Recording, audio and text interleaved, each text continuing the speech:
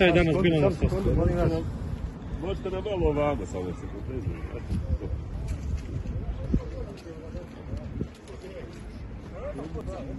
Idemo svi? Idemo kolega. Može, jel? Da nam se predstavite i da kažete šta je bilo na sastanku, jeste vi prisustvovali na sastanku? Ja se zovem Majo Žilić, radim kao koordinator u GRAS-u, odnosno zaposlen sam 36 godina u gradskom saobraćaju i trenutno sam bio na sastanku gdje su bili prisutni, znači, premijer kantona Sarajevo, ministar za boračka pitanja, ministar saobraćaja, generalni direktor i advokat koji zastupa, znači, tužbe u GRAS-u.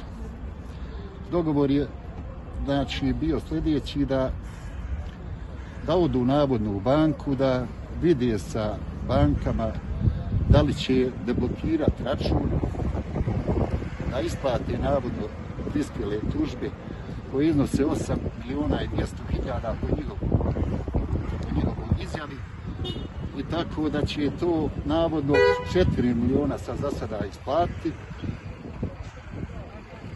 Znači nema dodatnih 4 miliona, nije nađeno, vlada nije našla. Nije nađeno i rekli su koliko ne budu saglasno sa bankom ispostavili da će se navodno vratiti opet pred radnike i da će nalaziti neke druge mogućnosti. Toliko od mene. Hvala vam. Samo još jedno vaše ime i prezime. Majo Žilić. Hvala vam. Hvala.